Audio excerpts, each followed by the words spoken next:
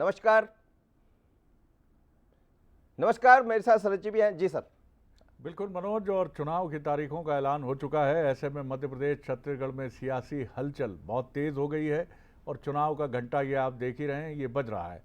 आने वाले दिन मध्य प्रदेश और छत्तीसगढ़ में काफ़ी अहम रहने वाले हैं और इसीलिए हमारी ये ख़ास चुनावी पेशकश है, चुनावी घंटा। ये घंटा राजनीतिक दलों के दिमाग में भी बज रहा है और मतदाताओं के दिमाग में भी बज रहा है कि हमें इस चुनाव में किसे चुनना है। और जो राजनीतिक दल हैं उनके दिमाग में सवाल ये है कि क्या ये हम ही होंगे जो मतदाताओं के दिमाग में हैं। तो चुनाव की मध्य प्रदेश छत्तीसगढ़ से जुड़ी पल पल के अपडेट में ये हमारा खास चुनावी बुलेटिन एक अहम रोल प्ले करेगा मनोज। बिल्कुल ठीक कह रहे हैं शरद जी। और आज देखिए आप, अभी थोड़ी देर पहले भारतीय जनता पार्टी के गृह मंत्री, मध्य प्रदेश सरकार के गृह मंत्री डॉक्टर नरोत्तम मिश्रा ने भी प्रेस कॉन्फ्रेंस की है और उन्होंने यही कहा है कि बहुत कुछ दिखने वाला है और जीत के प्रति चलिए सुन लेते हैं। जी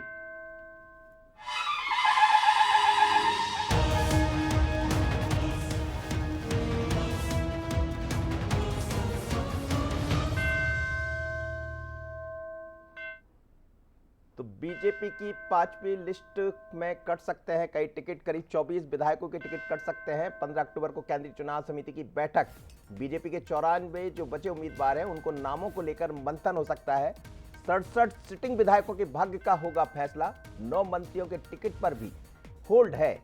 अभी तक बीजेपी 4 लिस्ट जारी कर चुकी है और 136 प्रत्याशियों के नामों की घोषणा हो चुकी है। शरद जी, बिल्कुल ठीक कहा आपने। और ये सबसे अहम सवाल है कि क्या ये सूची एक कुल्हाड़ी की तरह होगी जो कई नामों पर गिरेगी और उन्हें चुनाव मैदान की इस प्रतिस्पर्धा से बाहर कर देगी। तो ये सबसे महत्वपूर्ण चीज़ है। ग्राफिक्स के ज़रिए हम आपको समझाने की कोशिश करेंगे और इसके लिए हमारी साथी जो हैं सहयोगी जया पूरी तरह से मुस्तैद हैं। तो जया, जरा हमको समझाइए कि ये टिकट क्या कटेंगे और कटेंगे तो उसका क्राइटेरिया क्या होगा और कितनी बड़ी संख्या में ये टिकट कट सकते हैं। क्योंकि जो हमारी बात बंसल न्यूज़ की हुई है, भारतीय जनता पार्टी के सूत्र मानते हैं कि बड़ी संख्या में टिकट कट सकते हैं। जी जया, वो टू यू। बिल्कुल, बहुत शुक्रिया आपका शरद जी। तो देखिए, बीजेपी ने 136 प्रत्याशियों के नामों का ऐलान कर दिया है, लेकिन इन 4 सूची में जिन प्रत्याशियों का नाम अब तक सामने नहीं आया है या जिन उम्मीदवारों का नाम सामने नहीं आया है, उनके माथे पर चिंता की लकीरें जरूर आ गई हैं। अब आपको बता देते हैं कि जो ग्राफिक्स के जरिए हम बताने जा रहे हैं, 67 करीब ऐसे विधायक बताए जा रहे हैं जिनके ऊपर तलवार लटक रही है, उनके टिकट काटे जा सकते हैं। लेकिन क्यों? ये सबसे बड़ा कारण है परफॉर्मेंस ठीक नहीं होना, सर्वे में नेगेटिव रिपोर्ट। जितने भी सर्वे पार्टी की ओर से किए गए हैं उनमें इन विधायकों की रिपोर्ट नेगेटिव पाई गई है। स्थानीय संगठन का भरोसा इन नेताओं पर नहीं है, ये सबसे बड़ी वजह है। इसके साथ ही जातिगत समीकरणों को इस वक्त दोनों ही दल साध रहे हैं और ऐसे में बीजेपी के लिए बहुत ज्यादा जरूरी हो जाता है। सबसे महत्वपूर्ण है कि जिन विधायकों के ऊपर इस तरह की तलवारें लटक रही हैं, उनका परफॉर्मेंस क्षेत्र में ठीक नहीं है, यानी कि जनता के बीच वो नहीं पहुंचे हैं और ऐसे में नाराजगी एक बड़ी वजह हो सकती है। संगठन का भरोसा इन नेताओं पर से उठ गया है। नेगेटिव रिपोर्ट लगातार आला कमान तक सर्वे की इन नेताओं की पहुंच रही थी और जिसके चलते इन नेताओं के टिकट इस बार इस चुनाव में काटे जा सकते हैं, ये सबसे बड़ी वजह बताई जा रही है। तो ये देखिए, कुछ 4 कारण आपको बता रहे हैं जो बंसल न्यूज की तरफ से एनालिसिस किए गए हैं। विश्लेषण इनका किया गया है कि इन विधायकों के टिकट आखिर क्यों कट सकते हैं। सीधे रुक करते हैं, शरद जी हमारे साथ लगातार जुड़े हुए हैं। शरद जी, जितना विश्लेषण किया, ये सबसे बड़े मेजर कारण है जिनके कारण नेताओं के माथे पर चिंता की लकीरें उभर रही हैं। बिल्कुल आपने सही कहा जया। और हमने देखा कि अब तक आई जो सूची हैं उसमें जो चौथी सूची है वो सबसे कंफर्टेबल सूची है और उस सूची में ऐसा माना गया है कि जो बड़े दिग्गज नेता हैं वो आसानी से चुनाव मैदान में डटे रहकर अपनी चुनावी संभावनाओं को आगे बढ़ा सकते हैं। इस वक्त हमारे साथ जो राजनीतिक मेहमान जुड़े हैं उनसे भी आपका परिचय करा देते हैं। हमारे साथ हैं बीजेपी के स्टेट स्पोक्स पर्सन और नागरिक आपूर्ति निगम के पूर्व अध्यक्ष डॉक्टर हितेश वाजपेयी, बहुत स्वागत है। स्वदेश शर्मा जी हैं कांग्रेस के सीनियर लीडर और स्पोक्स पर्सन, उनका बहुत स्वागत है। छत्तीसगढ़ से मैं बात करूं तो राजीव चक्रवर्ती जी हैं हमारे साथ, बीजेपी के प्रवक्ता, उनका मैं बहुत स्वागत करता हूं। और सत्य प्रकाश जी हैं जो प्रवक्ता हैं कांग्रेस के, उनका भी मैं बहुत बहुत स्वागत करता हूं। तो सबसे पहले एक कमेंट डॉक्टर हितेश वाजपेयी का संक्षिप्त कमेंट।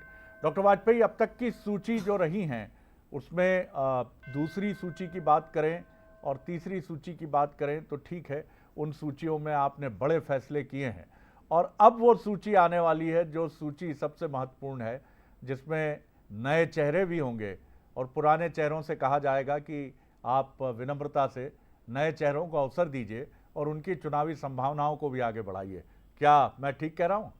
देखिए, आपका जो आकलन है, चूंकि आप बहुत सीनियर हैं, 3 दशक से 4 दशक से सब देख रहे हैं, तो मैं उसको नकार दूं या उस पर प्रश्न उठाऊं, ऐसा तो मुझे नहीं लगता है।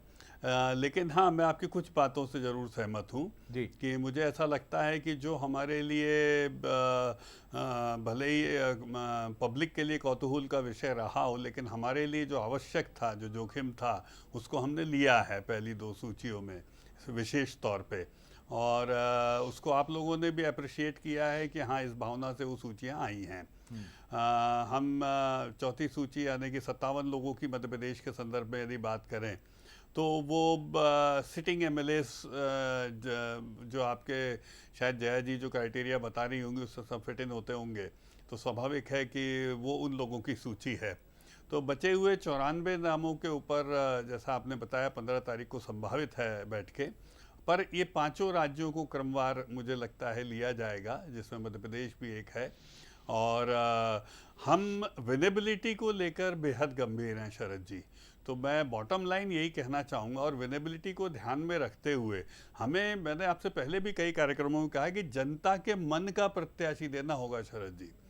तो वो फील को लेना, उस फील के आधार पर निर्णय लेना, और प्रत्याशी केंद्रित यदि विधानसभा चुनाव की दृष्टि से हम देखें तो हमें ऐसे प्रत्याशी का चयन करना, तो ये महत्वपूर्ण है, जिसके आधार पर आगे निर्णय होंगे। जी, चलिए एक छोटी रिएक्शन चक्रवर्ती जी की भी ले लेता हूँ, बीजेपी से छत्तीसगढ़ से जुड़े हैं।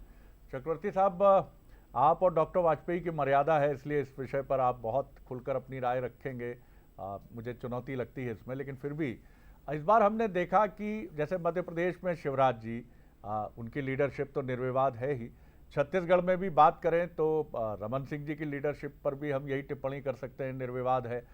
बड़े नेताओं के साथ युवा नेता, सांसद, केंद्र की राजनीति में मध्य प्रदेश और छत्तीसगढ़ का नेतृत्व करने वाले नेता, दोनों राज्यों में इस तरह का प्रयोग हुआ है। तो हम देख रहे हैं कि जहां कांग्रेस एकल नेतृत्व पर आगे बढ़ रही है, वहीं बीजेपी अपने दिग्गज नेता शिवराज जी, रमन सिंह जी के साथ एक कलेक्टिव लीडरशिप की भी बात कर रही है। एक टिप्पणी इस पर आपकी। जी,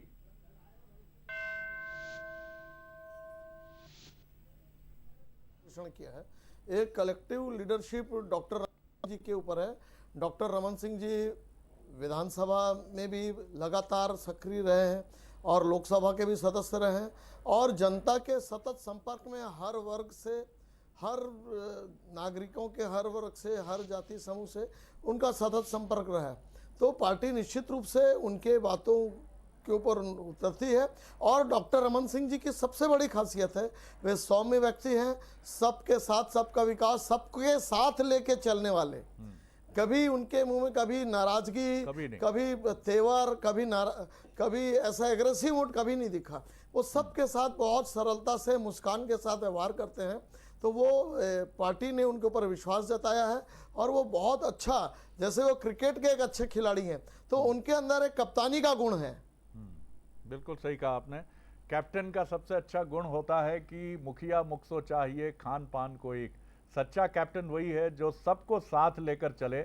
और मुझे याद आता है नवाब पटौदी साहब का एक इंटरव्यू मैंने किया था, तो मैंने उस समय धोनी बड़े उफान पर थे, तो मैंने उनसे पूछा तो उन्होंने कहा सबसे अच्छा कैप्टन वो है जो ड्रेसिंग रूम पॉलिटिक्स को हैंडल कर ले, यानी बृजमोहन अग्रवाल जी को हैंडल कर ले, कैलाश विजयवर्गीय जी को हैंडल कर ले, डॉक्टर नरोत्तम मिश्रा जी को हैंडल कर ले। तो ये कैप्टन का गुण दोनों राज्यों में, उधर रमन सिंह जी ने दिखाया है, इधर शिवराज जी ने दिखाया है। स्वदेश जी, आपका नेतृत्व एकल है, कमलनाथ के अलावा दूजो नहीं, ऐसा नहीं कहूंगा मैं, तमाम लीडर हैं, दिग्विजय सिंह जी हैं, लेकिन कमलनाथ जी शिरोमणि हैं, जैसे छत्तीसगढ़ में भूपेश बघेल जी हैं। क्या कहेंगे इस पर? आपकी एकल लीडरशिप, बीजेपी की अपनी नेतृत्व शक्ति तो है ही, शिवराज जी की, रमन सिंह जी की, साथ में कलेक्टिव लीडरशिप भी है, मुकाबला बड़ा दिलचस्प है स्वदेश जी। शरद जी, बहुत अच्छा सवाल किया आपने। एकल लीडरशिप निश्चित रूप से माननीय कमलनाथ जी के नेतृत्व में वही मुखिया मुख्यों चाहिए, खान पान को एक, पाले पोषे सकल अंग, तुलसी सहित विवेक, इस अवधारणा को लेकर कांग्रेस चल रही है और माननीय कमलनाथ जी को अपना मुखिया मानती है। चाहे माननीय दिग्विजय सिंह जी हों, माननीय सुरेश पचौरी जी हों, अरुण यादव जी हों, अजय सिंह राहुल भैया जी हों, विवेक तनखा जी हों, सारे सब बड़े नेता सब माननीय कमलनाथ जी के नेतृत्व में काम कर रहे हैं। और ये काम उन्होंने इतनी मजबूती से किया, जब से माननीय कमलनाथ जी आए हैं तो बूथ स्तर से लेकर हमने जनता के मन को टटोला है।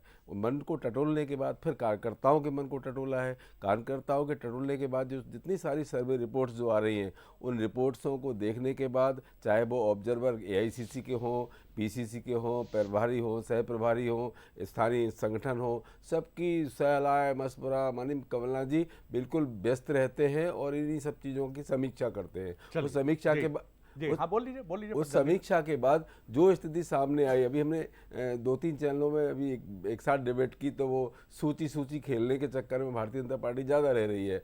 सूची की अगर बात करें तो जो पहली सूची जारी हुई उसमें 2 विधानसभा भोपाल की भी टिकट मिले हैं। भारतीय जनता पार्टी के दोनों ही विधानसभा के विधायक इतने कमज़ोर हैं कि भारतीय जनता पार्टी का कार्यकर्ता ये नहीं कह पा रहा हूँ कि इनके मतलब जीत का हार का अंतर कितना रहेगा। नहीं रहे, उनको तो खेलने दीजिए, आप तो इंतजार कर रहे हैं नवरात्रि लेकिन का। सच बात यह है, हम छद्म सनातनी नहीं हैं, हम सनातनी हैं। माननीय कमलनाथ जी एक ऐसे धार्मिक लीडर हैं जिन्होंने 108 फुट की हनुमान जी की मूर्ति लगाने के बाद उस पर कभी राजनीति चलिए मैं आता हूं, तो मुद्दों पर भी लौटूंगा, क्या मुद्दे हैं। सत्य प्रकाश जी की तरफ चलता हूं। सत्य प्रकाश जी, छत्तीसगढ़ की अगर बात करें तो वहां भी मध्य प्रदेश की तरह भूपेश बघेल जी केंद्र में हैं, और भी नेता हैं, लेकिन भूपेश जी केंद्र में हैं। और अब हम देख रहे हैं कि वो मुद्दे भी उठने लगते हैं जिन मुद्दों को हम चुनावी मुद्दे नहीं कहते, व्यक्तिगत हमले और आरोप प्रत्यारोप की तरफ बढ़ते हैं। एक दिन पहले मध्य प्रदेश में भी कुछ ये बात हुई और युवा कार्यकर्ता बीजेपी के मुख्यमंत्री के पुत्र हैं तो वो विवरण देना भी आवश्यक हो जाता है। कार्तिकेय सिंह चौहान बड़े आहत हुए, उन्होंने एक ट्वीट किया क्योंकि कुछ ऐसे ट्वीट उनके पिता यानी शिवराज जी को लेकर हुए जो व्यक्तिगत तौर पर काफ़ी हल्के थे। अब कैंडी क्रश की बात हो रही है कि भूपेश जी कैंडी क्रश खेलते हैं, ये सब क्या है साहब? क्या राजनीति की गंभीरता को पीछे छोड़ती हैं चीजें, या ये सब सोशल मीडिया के आने के बाद इस तरह का हल्कापन आ रहा है? जी सत्य प्रकाश जी।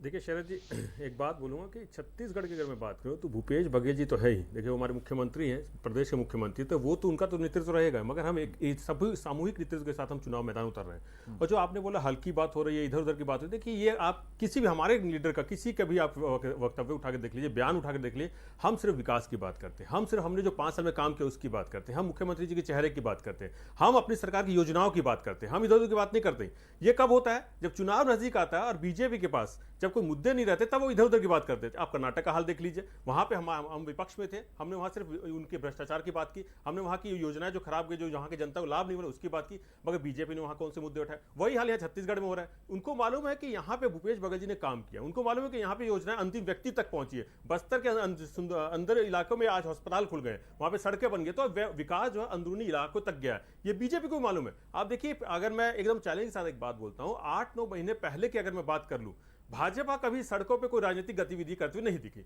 अब चुनाव नजदीक आया है तो उछल रहे हैं, उछल कूद कर रहे हैं, इधर उधर की बयानबाजी कर रहे हैं। अभी भी देखिए, एक मैं और बात बोलूंगा, ये 15 साल ये तो उछल कूद करने का मौसम ही है, उसकी बात नहीं करते, ये आपको भी किसी ने नहीं रोका है, बात करते तो ये दिख रहा है कि बात मुद्दे नहीं है। जी, ये तो चुनावी उछल कूद का मौसम ही है, लेकिन निचले स्तर पर नहीं जाना चाहिए। ये बात बिल्कुल मेरे ख्याल से आप चारों, हमारे लोग कोई नहीं जाते हैं। आप बीजेपी के नेताओं के छोटे से कार्यकर्ता से लेकर बड़े कार्यकर्ता, इस पे तो आपकी टिप्पणी बनती है, बीजेपी की तरफ इशारा है। देख ले, हमारे यहाँ के कोई नेता नहीं। चक्रवर्ती जी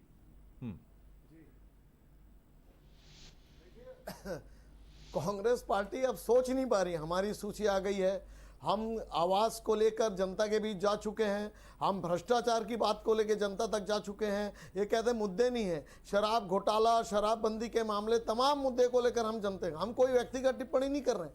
लेकिन कांग्रेस पार्टी की कलई खुल चुकी है। 36 बिंदु के 36 बिंदु अधूरे हैं और कांग्रेस पार्टी ने जनता के साथ छत्तीसगढ़ में छल किया है, ये जनता जानती है। आज आपातकाल की जो जननायक थे उनकी बरसी है, लोकनायक जयप्रकाश की। ठीक मुझे याद आता कि आपातकाल ये कांग्रेस पार्टी ने लगाया था।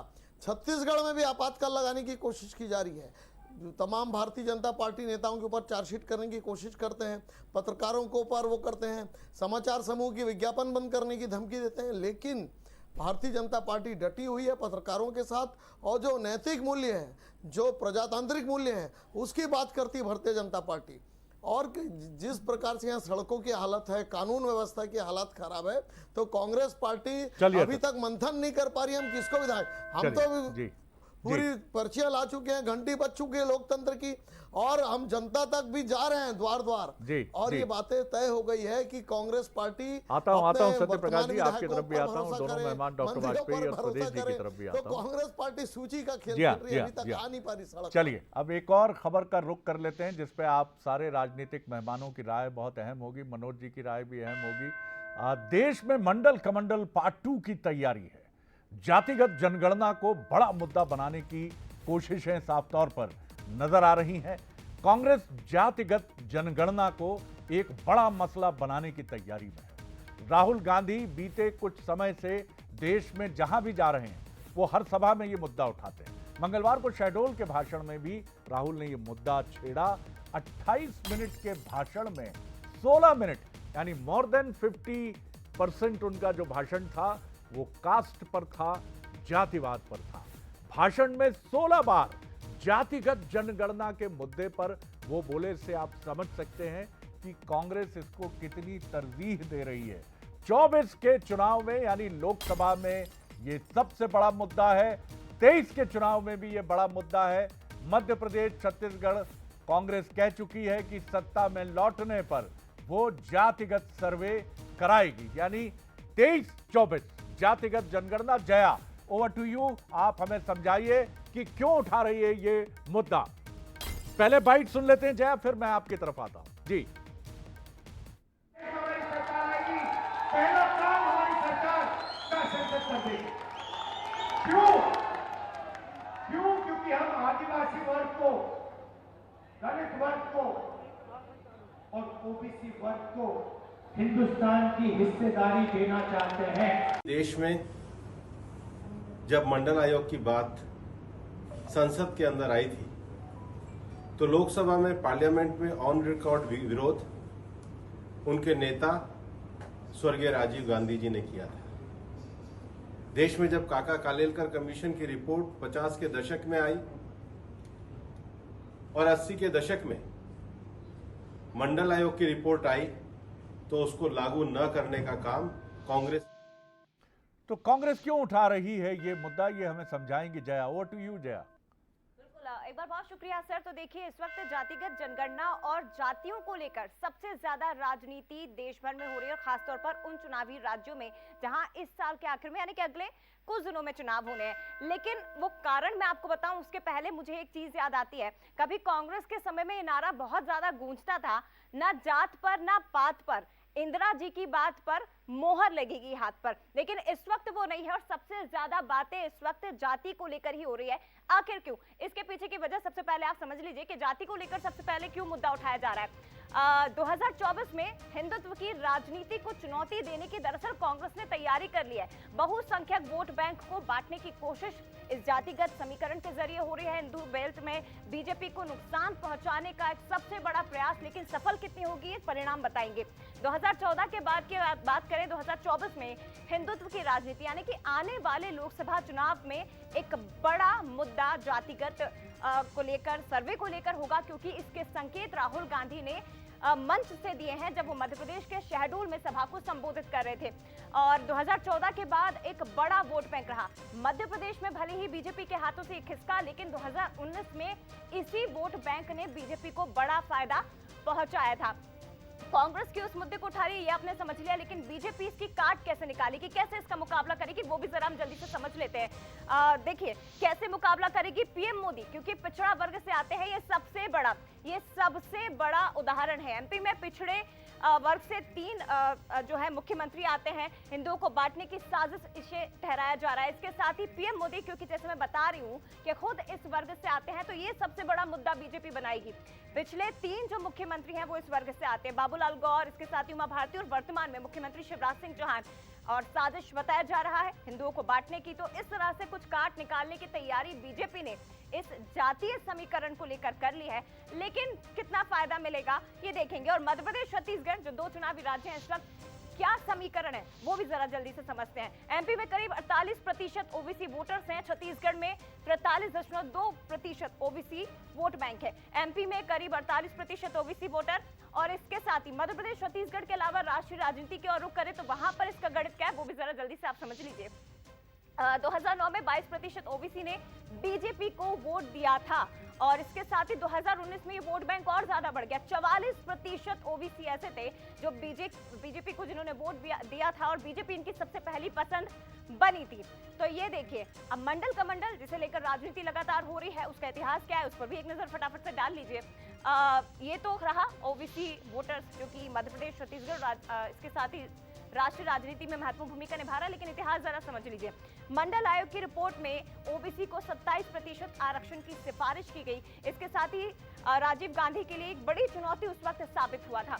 देश में जातिवाद की राजनीति का उदय इसी के साथ हो गया था। हिंदी बेल्ट में क्षेत्रीय पार्टियों का उदय हुआ, ये भी इसके साथ हुआ। और इसके साथ ही 1989 ने बीपी सिंह ने मंडल आयोग की रिपोर्ट को आधार बनाया था, और मंडल आयोग की रिपोर्ट में ओबीसी को 27% आरक्षण की सिफारिश की गई थी। तो ये देखिए, ये आपको राजनीतिक इतिहास भी बता दिया और ये भी समझा दिया कि क्यों आखिर इस वक्त ओबीसी इतना बड़ा मुद्दा बना हुआ है। शरद जी, ओवर टू यू। बिल्कुल जया, शुक्रिया। आपने बहुत तेज़ी से हमें ये बताया कि आखिर क्या मसला है ये पूरा, और इसको समझकर यानी कम से कम ये आप बेहिचक कह सकते हैं कि इस बार कांग्रेस एक ऐसे मुद्दे को सरफेस पर लाने के लिए पूरी ताकत लगा रही है जिसको लेकर उसे लगता है कि वो एक डिवीज़न कर सकती है बीजेपी के बहुसंख्यक वोट में। सबसे इम्पॉर्टेंट पॉइंट जो हमने आपको ग्राफिक्स में दिखाया, इसमें सबसे अहम मसला ये है कि कांग्रेस बहुसंख्यक वोट पर निगाह रखना चाहती है,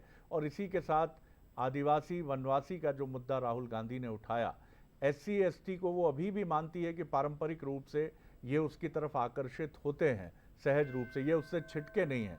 लेकिन शहरी बहुसंख्यक मतदाता उसके साथ नहीं गया है, तो उस जाति की महत्वाकांक्षा को, जो माफ़ कीजिएगा, हर भारतीय के मन में रहती है। हम भारतवासी ज़रूर हैं, लेकिन जाति अभी भी एक बहुत बड़ा फैक्टर है, इससे आप मुंह नहीं चुरा सकते हैं। मनोज, एक कमेंट को एक आपका, फिर मैं राजनीतिक मेहमानों की तरफ चलूंगा। अभी नरोत्तम मिश्रा थोड़ी देर पहले बात कर रहे थे इसी मुद्दे पर, उनसे जब सवाल किया तो उन्होंने बड़ा दिलचस्प बयान दिया। उन्होंने कहा कि कांग्रेस फास्ट करना चाहती, लेकिन फास्ट भी नहीं चलेगा, कास्ट भी नहीं चलेगा, सिर्फ इस बार ब्लास्ट होगा। और ब्लास्ट ये होगा कि कोई इस मुद्दे को नहीं समझना चाहेंगे। तो भारतीय जनता पार्टी ने अपनी तैयारियां कर रखी, लेकिन निश्चित रूप से जब हम 27% आरक्षण की बात करते हैं, जिस तरह भारतीय जनता पार्टी भी करती रही है, कांग्रेस भी करती रही है, और मध्य प्रदेश के चुनाव में उसका असर भी दिखाई दिया, पंचायत और नगरीय निकाय के चुनाव में।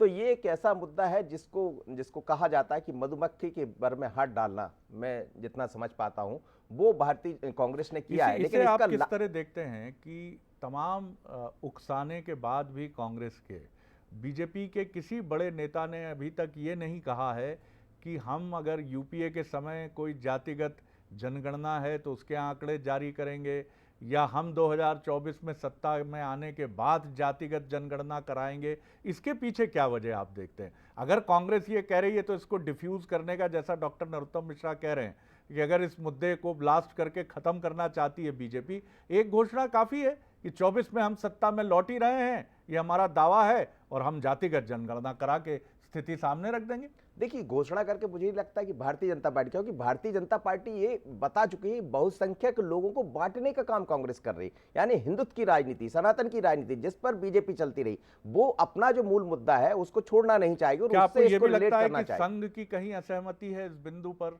संघ नहीं चाहता कि ये विषय उठे, और खुद भारतीय जनता पार्टी का जो केंद्रीय नेतृत्व है वो भी नहीं चाहता कि जातिगत जनगणना का एक मसला सामने आए? देखिए सर जी, कुछ रिपोर्ट्स आई है केंद्र सरकार के पास, जितना मेरे पास जानकारी है वो रिपोर्ट बड़ी चौंकाने वाली है। कुछ वो हैं जिन्होंने एक अलग अलग जो एजेंसियां होती, जांच एजेंसियां, उन्होंने जो रिपोर्ट प्रस्तुत की है उसको लेकर कहीं संघ और भारतीय जनता पार्टी पर पेश में है कि यदि हम ऐसा करते हैं तो ये लाइन एक बदल जाएगी। और भारत जिस तरह से विकास की रफ्तार पकड़ रहा है, खासकर जीडीपी को लेकर आज ही हम देख रहे हैं 6.2 की बात कही गई, तो भारत जिस तरह से जिस रफ्तार को पकड़ रहा है, यदि हम जातिगत समीकरणों में उलझ गए और एक दूसरे को बांटने की तरफ यदि बीजेपी इस लाइन पर चली गई जैसा कांग्रेस चाह रही, जो बीजेपी का आरोप है, तो बड़ा मुश्किल हो जाएगा। तो अभी बीजेपी ये चाहती है हिंदुत्व एक ऐसा कार्ड है, सनातन एक ऐसा कार्ड है जिसमें सब सारी जातियां मिलकर आगे बढ़ सकती है, तो हम इसी लाइन पर आगे बढ़ें।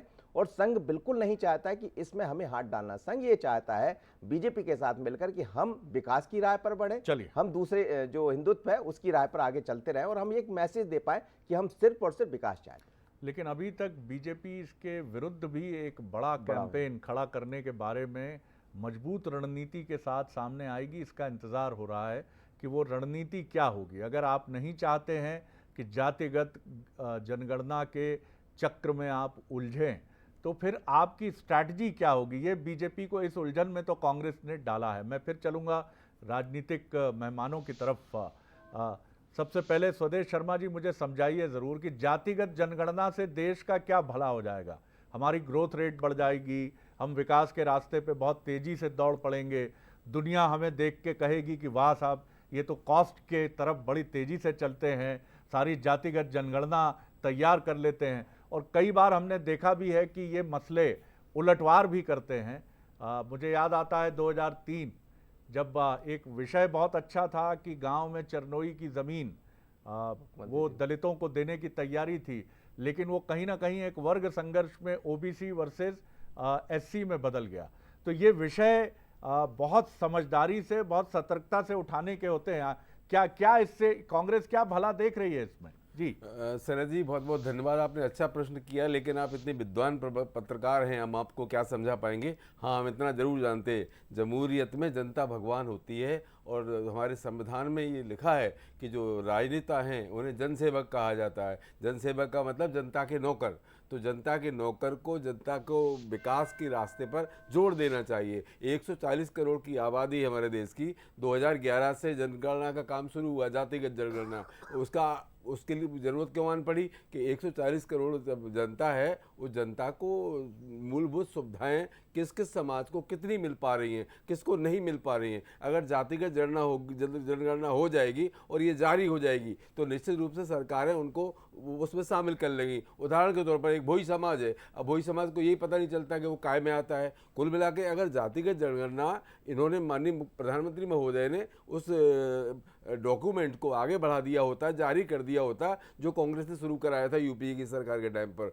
तो इसलिए माननीय राहुल गांधी जी ने कहा है कि अब देश को जातिगत जनगणना की ज़रूरत है, ताकि हमें ये पता हो सके कौन सी जाति विमुक्त होने के लिए परेशान है। जो विमुक्त जातियां भी कुछ ऐसी हैं जिनका अतः ही पता नहीं है कुछ भी। तो जब तक पता नहीं चलेगा कि किस जाति, किस समाज का वर्ग की संख्या क्या है, तब तक उसके लिए सरकारें योजना बनाएंगी ताकि वो मुख्य धारा से जुड़ सकें, उनका विकास हो चुके। क्योंकि ये लोकतंत्र है, संविधान है, संविधान जातिगत उस पर नहीं चलता है, तो लेकिन जातिगत लोगों का उत्थान होना बहुत जरूरी है। बोलिए चक्रवर्ती साहब, आप कुछ कहना चाह रहे हैं? जी, फिर डॉक्टर हितेश वाजपेयी की तरफ आऊंगा मैं। जी देखिए, अभी भाई साहब कह रहे थे कांग्रेस से कि जातिगत का वो मैकेनिज्म है, वो इकाई है, लेकिन श्रीमती स्वर्गीय इंदिरा गांधी जी, स्वर्गीय राजीव गांधी जी, राहुल गांधी जी, छत्तीसगढ़ की जनजाति पहाड़ी कोरवा और पहाड़ी पंडो बहुत अति पिछड़ी ट्राइबल जनजाति है। इसे इन तीनों ने गोद लिया था और गोद लेने के बाद छत्तीसगढ़ में कांग्रेस का 50 वर्ष शासन रहा, आज 5 वर्ष का शासन रहा। इनके यहाँ पर बच्चे पैदा होने पर सरकार प्रोत्साहन देती है। साहब, आज इन जातियों के आपको हालात बताऊं, ये भूखे मर रहे हैं, इन्हें नौकरी से निकाला जा रहा है, इनकी हत्या हो जाती है। और ये खटिए पर आज 3 वर्षों में स्थिति है कि प्रसव के लिए खटिए पर नाला पार करके लिया जाता है। हमारे समय यह स्थिति थी कि हम उस स्थान पर पीएससी बनाए थे, अभी वो पीएससी बंद कर दी गई। तो दरअसल कांग्रेस पार्टी जिस प्रकार से मंडल कमीशन में राजीव दीक्षित ने, मुझे याद है, राजीव गोस्वामी अपना वो अग्नि संस्कार के थे, लगातार जो दूसरे जाति के लोग थे रोज अग्नि स्नान करते थे, लोग होड़ पड़ी थी युवाओं में अग्नि स्नान करने की, आत्मदाह करते थे कि यह आरक्षण नहीं चलेगा। तो वो उसी 90 के दौर में राहुल गांधी जी उसी साजिश को उठा रहे हैं कि बांटो और राज करो। तो देखिए राजनीति में एक शुचिता होती है, हम देश को आगे लेकर जा रहे हैं, हमको देश को आर्थिक उन्नति करना है, देश को आर्थिक रूप से आगे बढ़ाना, देश को अंतरिक्ष कार्यक्रम कर रहे हैं, बायोटेक्नोलॉजी क्रांति करनी है, एग्रीकल्चर रिफॉर्म्स बाकी बहुत सारे काम करने हैं। उसमें अगर आप बांटो और राज करोगे थोड़ी सी तो सुचिता रख लेते। आज हम लोग जनजातीय टाइप के लड़ते रहे, सत्यप्रकाश जी आप कुछ कहना चाह रहे हैं? और जुलू जनजाति लड़ती है, बीजेपी का आरोप है कि आप उसको फिर कहीं एक अग्नि में झोंकना चाह रहे हैं देश को। मिल जाए एक और बात हिंदुओं बोलना को बांट दो, देखिए और हिंदुओं राजीव को भैया, बांट दो। राजीव तो सुनिए। राजनीति देखिए मैं एक बात बोल शरद जी, मेरी बात कंप्लीट हो जाने दीजिए, हो जाने दीजिए सत्यप्रकाश जी, बात हो जाने दीजिए, तो उनके मन में बात ना रहे जी। पहाड़ी पंडों को की क्या स्थिति है, जो जिसको आपके कांग्रेस के पुरोधाओं ने गोद लिया था वो आज सिसक रहे हैं अपनी दर्द के लिए, उनकी जनसंख्या नहीं बढ़ पा रही है, उनके घर जला दिए जाते हैं, सरकार उनके जी आपकी बात आ गई सर, आपकी बात आ गई, आपकी बात आ गई जी जी सत्यप्रकाश जी बोलिए। वन विभाग के अमलों दो विलुप्त प्राय जनजातियों का उल्लेख किया सत्यप्रकाश जी। इन्होंने सिर्फ झूठ नहीं, झूठ नहीं बोल रहा बीजेपी के लोग मैं यही काम है, आपको सिर्फ झूठ और काम फैलाना। मैं राजनीति अरे राजीव भैया सुन लीजिए, कोरोना जनजाति की बात कर रहे हैं ना, अरे हमने राजीव जी सुन लीजिए, सुन लीजिए आज राजीव जी की दादी ने सुन तो लीजिए, आपको फिर अवसर रहेगा। तिरस्कार करते हो, उनको नौकरी देने के नाम पर उनका घर तोड़ देते हो, हमारी वो सरकार ने खेती व्यवस्था करते की हैं, है, वो जमीन को आपने कब्जा कर लिया और बड़े आ गए, नौकरियों में हम ओबीसी का पैमाना खोज रहे हैं। राजीव जी सुन लीजिए, अरे आपकी विनम्र मुस्कान बड़ी प्रिय है सर हमको, आपकी विनम्र मुस्कान बड़ी प्रिय है राजीव जी जी।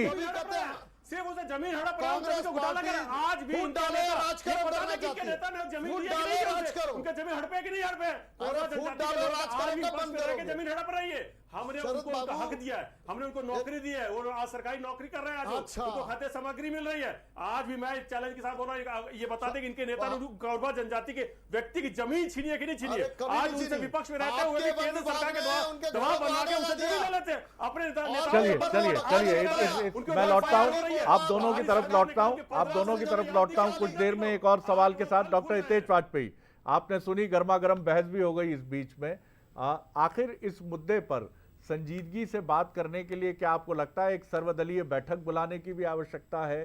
क्या कहीं ना कहीं कुछ मसले तो ऐसे हैं जहां राजनीति को तिरोहित करके, क्योंकि आज भारत जिस स्थिति में है, आप देख रहे हैं दो बड़े युद्ध वैश्विक परिदृश्य, और आप ये नहीं कह सकते कि रूस यूक्रेन के युद्ध है या ये इजराइल और हमास के, ये फिलिस्तीन के बीच का मसला है।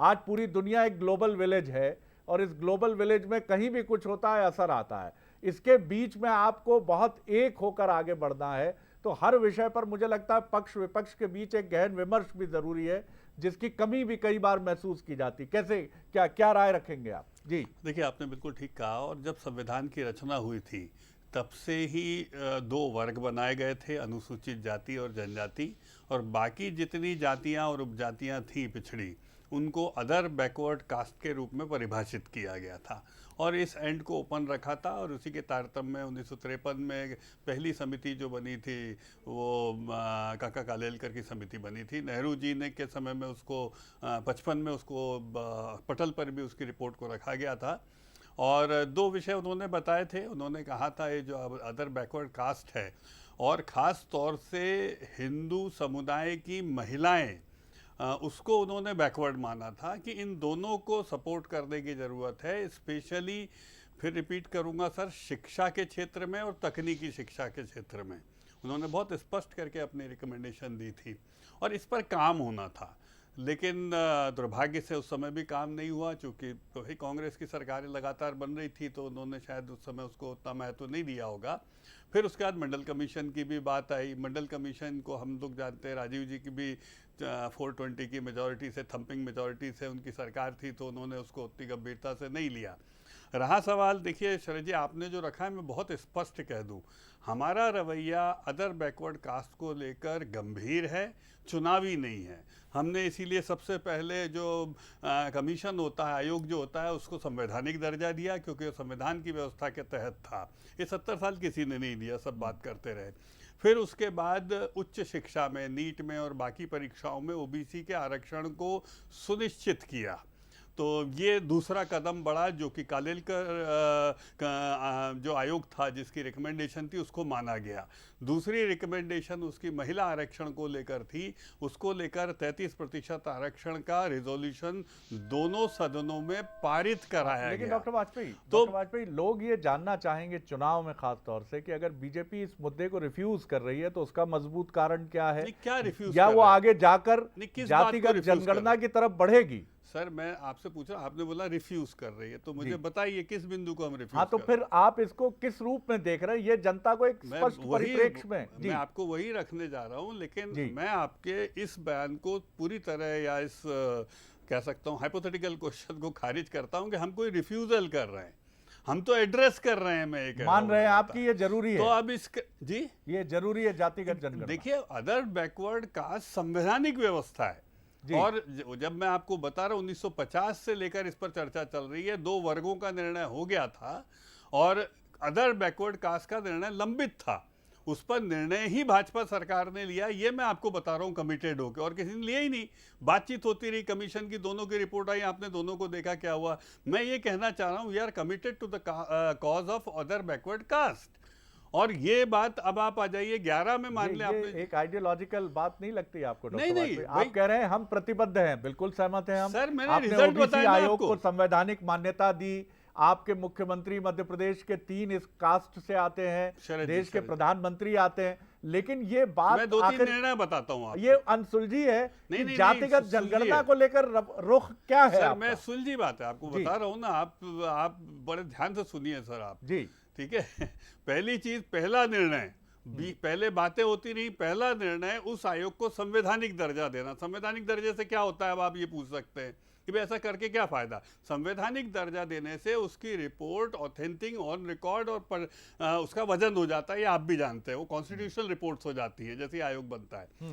दूसरी बात, उस रिपोर्ट के आधार पर सरकारें सीधे फैसले ले सकती हैं, और इसीलिए उस रिपोर्ट की उनकी रिपोर्ट के आधार पर सीधे फैसले लिए गए। उच्च शिक्षा में ओबीसी को सीधा रिजर्वेशन दिया गया और ईडब्ल्यूडीएस को ये सीधा निर्णय लिया गया। जी, मैं ऐसा इंटरप्रिटेशन निकाल सकता हूं क्या? ये मेरा इंटरप्रिटेशन है कि बीजेपी की प्रतिबद्धता ओबीसी से जुड़े कई मसलों पर स्पष्ट परिलक्षित होती है, इसलिए वो जातिगत जनगणना की आवश्यकता नहीं महसूस करती है। नहीं, फिर आप बार-बार मेरे मुंह में बात डाल रहे हैं। मैंने कभी ये जातिगत बात कह रहा हूं सर। आप देखिए, आप जो मैं कह रहा हूं उसको स्पेस देंगे तो समझेंगे। जी, जातिगत जनगणना का हमें कोई विरोध नहीं, मैं बहुत क्लियर कह रहा हूं, आप उसको स्पेस ही नहीं दे रहे हैं। ठीक बात है, ये आपका तो पहला आप बहुत क्लैरिटी से बयान लीजिए, है। जातिगत जनगणना को भारतीय जनता पार्टी का कोई विरोध नहीं है। ठीक बात। मैं तो आपको ये बता रहा हूं कि अदर बैकवर्ड कास्ट के बेनिफिट्स का विषय मोदी जी के आने तक लंबित रहे,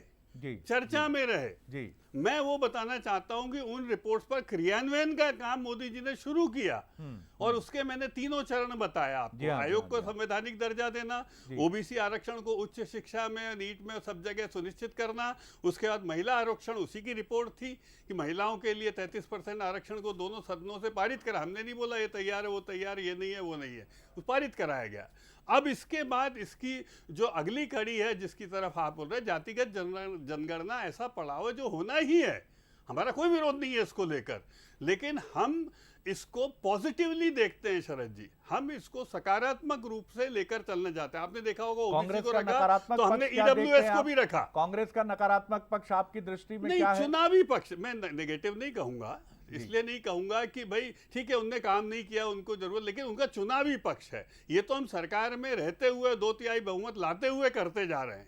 हम कोई ट्रबल में एरिया में नहीं है मोदी जी की सरकार, और इसलिए हम निर्णय लेते जा रहे हैं, हमें सरकारें चलानी है। लेकिन ये जब सरकारों से बाहर हो गए, ये अंतिम लाइन बहुत महत्वपूर्ण है, जब ये सरकारों से बाहर हो गए तो अब मंच से बातें कर रही है उनकी तीसरी पीढ़ी। मनोज, नेहरू जी से लगा के अभी तक कुछ नहीं किया। मनोज, जितना मैं डॉक्टर वाजपेयी की बात से इंटरप्रिटेशन निकाल पाया, बीजेपी इस समय रणनीति बनाने में जुटी है, और साफ तौर पर निर्देश यही है स्पोक्स पर्सन्स को कि विरोध की कोई बात आपकी तरफ से नहीं, एस्टैब्लिश नहीं संवैधानिक होगी। स्थिति है शरद हाँ। जी, गोलमोल नहीं है। हाँ, फिर मैं आपको बिल्कुल, बता जी, दूं, जी, जी। ओबीसी की चूंकि जनगणना केंद्र का विषय जी। है, राज्यों का नहीं है, राज्य हाँ, सर्वे करा सर्वे सकते हैं। करा सकते हैं, ठीक ठीक है? बात है, ठीक बात जनगणना है। जनगणना आयोग करेगा, जी हाँ, जो जी हाँ। जब भी करेगा 21 में कोविड की वजह से आपके नहीं दो हुआ, बहुत ये महत्वपूर्ण होना ही है। स्टेटमेंट है, दो महत्वपूर्ण मैं फिर रखता हूं इस सदन के सामने कि बीजेपी की तरफ से वाजपेयी जी ने एक बहुत महत्वपूर्ण बात की है कि कोई विरोध नहीं है हमारा। ये आप मत कहिए, मैं ठीक ठीक बोल रहा हूं डॉक्टर साहब? एग्जैक्टली। और दूसरी लेकिन बात आप उनकी इस- कहना है कि जातिगत जनगणना भी जब सही उचित समय होगा और ये केंद्र का विषय है तो जातिगत जनगणना तो होगी। भारतीय जनता पार्टी उसके परिप्रेक्ष्य तो मनोज क्या ये बड़ा प्रश्न है कि बीजेपी एक रणनीति बनाकर 2024 के पहले एक स्पष्ट डिक्लेरेशन के साथ, कुछ कंडीशंस के साथ, सशर्त कंडीशन के साथ सामने आ सकती है कि इन मुद्दों पर बीजेपी 2024 में सत्ता के आने के बाद जातीय जनगणना कराएगी, तो फिर क्या स्थिति बनेगी? देखिए बहुत बिल्कुल आप साफ कह रहे हैं, बिल्कुल ये सच नजर भी आ रहा है कि आने वाले दिनों में भारतीय जनता पार्टी एक नई लाइन पकड़ सकती है, जिस लाइन की तरफ आप इशारा कर रहे हैं। और डॉक्टर वाजपेयी की बात को भी हम समझे तो उसमें ये बात दिखाई दे रही। बात है सर्वे की सर जी, और सर्वे तो भारतीय जनता पार्टी कराती रही है। पिछली बार भी जब ये कहा गया ओबीसी जो आयोग बना तो उसका मकसद ये था कि इसका सर्वे कराकर जो गिनती सामने आती है उसके आधार पर हम आगे बढ़ेंगे, और यही बात सुप्रीम कोर्ट में कही भी गई, यही मध्य प्रदेश में भी कही गई। तो मुझे लगता है कि आने वाले दिनों में एक नई लाइन के साथ, जिस लाइन की तरफ आप इशारा कर रहे हैं, निश्चित रूप से बीजेपी इसको छोड़ना भी नहीं चाहेगी कि ओबीसी एक बड़ा वर्ग है, 50% जिसकी बात कही जा रही, तो उसको आप नाराज भी नहीं कर सकते। और तो हमने बीच का- ईडब्ल्यूएस के रूप में अदर वर्ग को भी लिया साथ में, वीकर सेक्शन EWS, जी। उच्च वर्ग को बिल्कुल, हमने 9% छोड़ा नहीं किसी को। स्वदेश जी, अब तो ये अगर मसला बीजेपी कई बार कुछ ऐसे मुद्दे उठा देती है या उसी से जुड़े कुछ ऐसे इंटरप्रिटेशन करके मुद्दे ले आती है कि विपक्ष कई बार सोचने की मुद्रा में खड़ा रह जाता है। हालांकि ये एक जटिल मसला है, इस पे न बीजेपी कोई बहुत रातों रात कोई स्टैंड लेके सामने आ सकती है, ना अपोजिशन के लिए कोई ये है कि वो तूफानी क्रांति की तरफ बढ़ सकता। बहरहाल आप अपनी राय रखिए जी। शरद जी बहुत अच्छी बात है और कही आपने, मैं सहमत हूँ आपकी बात से, लेकिन इतना जरूर कहूँगा कि आपने जो जो सवाल किए, हमारे विद्वान प्रवक्ता भाजपा के डॉक्टर हितेश वाजपेयी जी उलझे रहे, पर वो जवाब स्पष्ट नहीं दे पाए, स्पष्ट दे भी नहीं सकते थे, क्योंकि मध्य प्रदेश का मुख्यमंत्री ओबीसी का, देश का प्रधानमंत्री ओबीसी का, और मध्य प्रदेश के जो ओबीसी छात्र हैं 1,20,000, उनको एक साल से वजीफा नहीं मिल पाया, वो अपने कॉलेज की फीस नहीं भर पाए, उनको जमीनी हकीकत क्या है, उनको क्या लाभ मिल पा रहा है, ये स्पष्ट करता है। कांग्रेस ने ओबीसी के लिए महाजन आयोग का गठन किया, कांग्रेस ने 10% आरक्षण को 14 किया, अभी कमलनाथ जी ने 27 किया, हमने लगातार किया। महिला आरक्षण की बात करते हैं, दिग्विजय सिंह जी का एक बयान, आप ही की पार्टी के बड़े दिग्गज नेता है, सुन लेते हैं उनका बयान, फिर हम आगे बढ़ते हैं। क्या कहा है दिग्विजय सिंह जी ने, पहले सुन लीजिए जी। चलिए पहले ये देखिए आप दिग्विजय सिंह क्या बोले हैं। हिंदू मुस्लिम को बांटना क्या अच्छी बात है? अति पिछड़े वर्ग की जनगणना में क्या दिक्कत है? वो तो ओबीसी वर्ग के हैं और उन्हीं के हित में ये बात की जा रही है। तो दिग्विजय सिंह अपने खास स्टैंड के साथ सामने आए हैं, सुन लीजिए क्या कह रहे हैं दिग्विजय सिंह। हिंदू मुसलमान को बांटना अच्छी बात है क्या जी? अगर जनगणना कर रहे हैं आदि पिछड़ा वर्ग की, इसमें क्या दिक्कत है? वो भी तो ओबीसी के हैं, उन्हीं के हित में कर रहे हैं। बैठे थे दिग्विजय सिंह जी, गोविंद सिंह जी, अजय सिंह जी, राजेंद्र सिंह जी, ये सब सिंह एसोसिएट पूरी बैठी थी क्या नहीं बैठी थी, लाइन लगा के। पता ही नहीं है, माने पिछड़े की बात कर रहे हैं और खुद भाई बता ही नहीं पा रहा है कि खुद की जाति कौन सी है। आप में से कोई बता सकता हो तो ज्ञानवर्धन करो। कितनी बड़ी सभा से पूछ रहा हूं, कमलनाथ जी नहीं बताते अपनी, लेकिन बाकी की गणना करना चाहते हैं, और वो भी सिर्फ हिंदुओं की। ये ध्यान रखना, हिंदुओं के अंदर वो वाला विभाजन चाहते हैं जाति। तो आपने देखा कि जाति पर जब मसले आगे बढ़ते हैं तो किस तरह से आते हैं। जात न पूछो साधो की, लेकिन राजनीति में तो जात ही पूछो सबकी, यहाँ से कहानी शुरू होती है। स्वदेश जी जल्दी से कंक्लूड कर लीजिए। हाँ, बात यही कह रहा था, मैंने सुन लिया है माननीय डॉक्टर नरोत्तम मिश्रा जी ने जो बात घुमा फिरा कर कही, बस बात इतनी सी है। उन्होंने स्पष्ट कहा कि आप हिंदू मुस्लिम कर रहे हो, लेकिन पिछड़ों की अगर गणना होने चाहिए वो उस पर आप रोड़े क्यों अटका रहे हो, उस पर स्पष्ट नीति क्यों नहीं अपना रहे हो, क्योंकि उससे पिछड़ों का भला हो जाएगा। आप हिंदू मुस्लिम, माननीय गृह मंत्री महोदय ने भी जो बयान दिया मैंने स्पष्ट सुना, उनका मंतव्य भी यही था कि हिंदू मुस्लिम में हमें बांटने दीजिए। कुल मिलाकर के ये जो धर्म को अधर्म को स्वदेश जी डॉक्टर नरोत्तम मिश्रा जो कह रहे थे, मैं उस प्रेस कॉन्फ्रेंस में था, उनका ये कहना था कि जो अभी मैंने जो अभी सुना, राहुल गांधी की जो मीटिंग हुई है, मैंने राहुल सुना, उन्होंने ये कहा, मैं बता रहा हूँ, मैं बता रहा हूँ कि वो क्या कह रहे एक मिनट हैं। सुन जो सवाल था उसका जवाब उन्होंने दिया। राहुल गांधी की जो मीटिंग हुई तो उन्होंने इशारा किया कि सामने की जो लाइन थी, रो थी, उसमें पिछड़ा कौन वर्ग बैठा था, ये बता दीजिए। ये इशारे की जरूरत नहीं है, उन्होंने स्पष्ट शब्दों में कहा, मैंने बाइट सुनी अभी हाल, कि आप हिंदुओं में तो कर रहे हैं जाति जनगणना की बात कर रहे हैं, जातिगत की, मुसलमानों में क्यों नहीं कर रहे हैं? कुल मिला के इस तरह की नफरतें फैलाना अब ये ठीक नहीं है। ये मोहब्बत का देश है, 140 करोड़ की जनता आपको देख रही है। 2014 से जिस तरह से आपने नफरतें फैलाई हैं, इन नफरतों को खत्म करके हमें उसी सौहार्द के साथ जीना है। हिंदू मुस्लिम सिख ईसाई आपस में सब भाई भाई, ये हमारा संविधान भी कहता है, हमें अधिकार भी देता है। हम उन जाति जनगणना की बात करते हैं तो उस विकास जो छुपा है उसके पीछे, अगर एक एक गणना हो जाएगी तो हम उसको दे पाएंगे। आज हमने एक उदाहरण दिया कि मध्य प्रदेश का मुख्यमंत्री पिछला वर्ग का, बावजूद इसके पिछले वर्ग के 1,20,000 छात्रों की छात्रवृत्ति 1 साल से रोकी गई है। अब बता दीजिए उनको क्या मिल रहा है जमीन पर, ये आप सर्च कर लीजिए, देख लीजिए। अगर मैं गलत हूं तो मैं यही रुक जाऊंगा। मैं आ रहा हूं डॉक्टर वाजपेयी, आता हूं आपकी तरफ। एक बड़ी खबर छत्तीसगढ़ से हमको मिल रही है, रायपुर से, पहले उसकी तरफ रुख कर लेते हैं।